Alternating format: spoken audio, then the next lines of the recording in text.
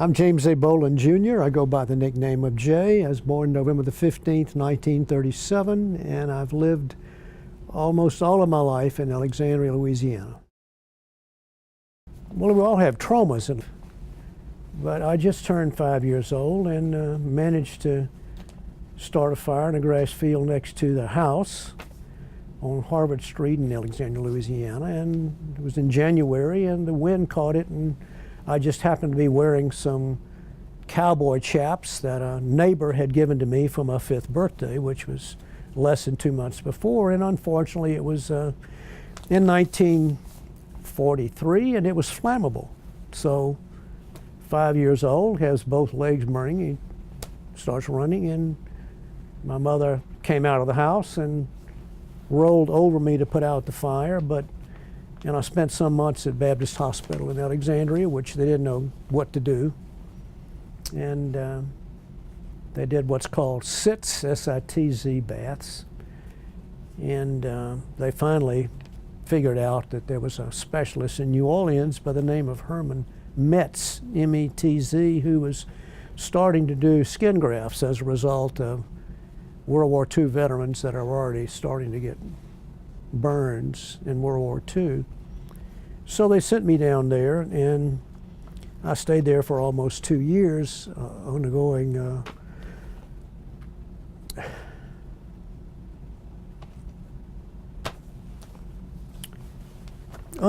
a lot of surgeries. As a result of the trauma of that, I started reading a lot, and I liked to read, enjoyed reading, and I think that was the good thing that happened as a result of being there. I went to Rugg Grammar School, which was, the building had only been open for about 4 years, and it was the new public school. Of course, we thought it was the best. And for the first grade, 2nd grade, and 3rd grade, I had a leather a boot that covered my ankle that was leather. It had a metal brace that came up almost to just below my knee to try to straighten out the club foot. And when you are that young and you have other kids that want to make fun of it, well, the highlight of the first 3 years was, since I was also on crutches, I took a crutch and managed to spear the guy mocking me. I caught him right in the gut with the end of the crutch, so managed to defend for myself at an early age. But beyond that, when I got to the 6th grade at Rugg, that was the first year that we were given the opportunity of being in debate. And that was my first experience of being in a formal debate with somebody else, learning the rules of debate. And I was able to see that that was a lot of fun. And I just started reading books when I was in the 5th grade about Clarence Darrow and some of the trials that had been famous in the early part of the 20th century, Sacco and Vanzetti and the Scopes trial, the monkey trial where they fired the school teacher for teaching evolution and that sort of thing. And I started reading and determining that debating and the search for the truth I found to be very interesting. And as a result of getting those initial tools in the 6th grade, then when I got to Bolton High School 2 years later, because it started in the 8th grade back at that time, this would have been in the fall of 1952, where you stayed at high school for your 8th, 9th, 10th, 11th, and 12th grade. Bolton had one of the best debate programs in the state of Louisiana. And they had a number of state champions in the years before I got there, including the year I was in the 8th grade. And so I and a number of my friends started with the debate when we were in the 8th grade. And we stayed in the debate program for all 5 years at Bolton High School, and managed to, when we were in our junior year, we won the state high school debate championship. So those were the development of skills that I think also led me into wanting to become a lawyer. And then when I got out of Bolton, my friends, most of them were going to LSU in Baton Rouge. There was no LSU-A, so went to LSU, and in addition to joining a social fraternity, joined the debate team and stayed on the debate team for all 4 years in undergraduate school. No, I really thought I wanted to be a criminal defense lawyer. I mean, that's the cases that I had read in grammar school and high school, the Clarence Darrow things, and that seemed to be exciting, and you had people's lives that were at stake. And I thought that that would be something that would be interesting to go into. So it was law school like any undergraduate school. You take a general courses and all sort of stuff. And there was only one criminal law class, one semester, which was required. And so when I got out of law school, you start looking for a job, and you take whatever job that, if you want to be back in Alexandria, you take whatever's available. And it just so happened that a friend of my father's, his law partner had suddenly died of a heart attack, and he had an opening. So I went with him, and much to my shock, he had nothing to do with criminal law.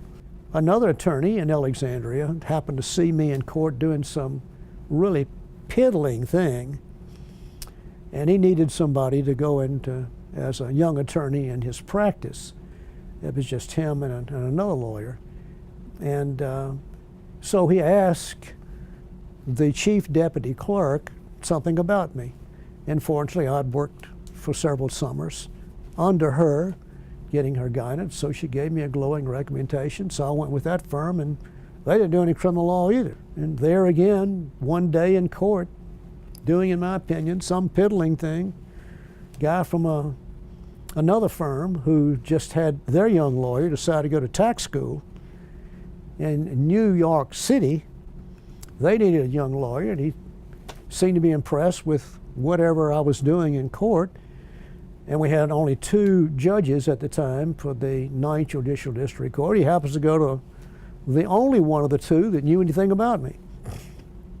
I had been the best friends of that judge's son, spent a lot of time at his house, so obviously he gave me a glowing report. So starting in 1966, I think, or early 67, I started doing insurance defense work, which had nothing to do with criminal law. And so I started learning the job from the ground up of what I did for more than 50 years. Insurance defense of products liability manufacturers, insurance defense of workers' compensation cases, insurance defense of emergency room providers, just learning from the ground up. I had a lot of defense work, workers' comp cases that I didn't even take the course in law school. Had to learn that from the ground up. But as a result of being in that firm, I got appointed to what they call pro bono, appointed by the court to represent my first accused criminal. And then I got, for the first time, to get a taste of criminal law. And I found that I didn't like it at all. I was able to take time to run for the council at large seat. So I ran for that seat, and I won that seat, and I was able to run for re-election 3.5 years later, whatever it was, and got elected again. Well, I did think that I wanted to retire, and started in 2012, started slowing down. And then they, letting the cases become fewer and fewer, and then by 2014, for over the period of years, 2013, 2014, I had taken a lot of my time to write. I wrote the history of Boy Scouting in Central Louisiana. I wrote the history of Bolton High School. I wrote the history of public education in Central Louisiana. I wrote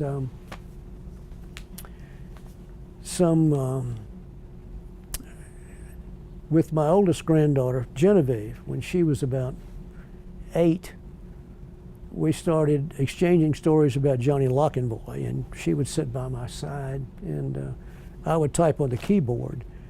And I used the Johnny Lockenboy character that my father had used to tell stories to my brother and me when we were in grammar school.